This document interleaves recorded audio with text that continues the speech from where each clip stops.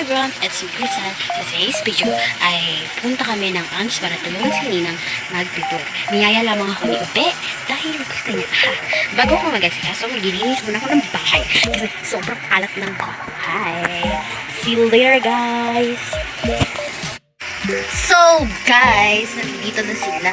Wow! Yes, ito na yung mga kasama ko here. Ito pala nilalaro. Nandito na kami. Ay, nandito na kami. Hindi pa kayo maalis kasi hinihintay pa namin si siya naman ngayon yung VIP na. Gusto lang ako na. Kanina dapat may 100 ulit ako. Babalik ako. Ayos! Hindi. Tapos na ako magsukublay, then mag-ayog or what. Ang hinihintay na lang namin ay si Chachi at larga na kami. Makikita niyo kung saan kami pupunta. This is us. Yeah. So wait na lang kayo. Kompleto na kami dahil dumating ng isang Chachi. Naiwan yung plastic yan. Balikan mo. Huwag ka tumakbo. Maglakad ka. Sa labasan.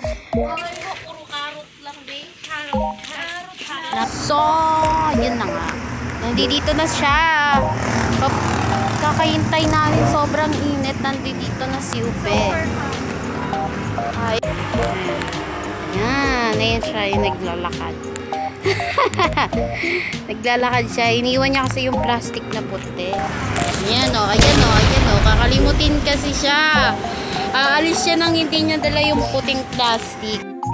Bakit na kami? Papagod kami kasi sobrang traffic ng gandaan na. Yan, hihingan na si Chachi. Ayan, nasa third floor na kami. Wala kami doon building. Si Chachi.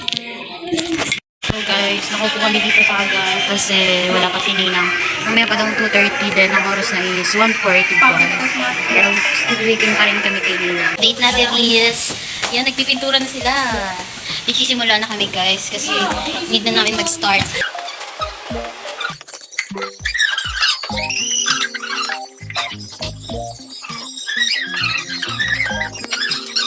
Baba kami. Update lang kasi magugas kami ng kamay.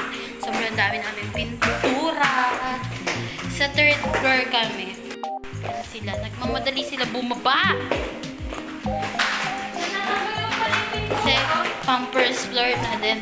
Magugas na kami ng kamay.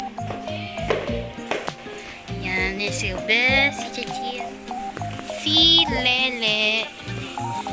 Ay, magugas ng kamay. Tapos ng paghugas ng kamay. Dumi rin dyan. Doon na lang sa baba. Pinakababa. Baba tayo. Baba na kami. Si Lele. Kala mo nag-a-addict si Lele. Baba kami. Yan, kantin nila. Ngayon na kami nakapunta dito sa totoo.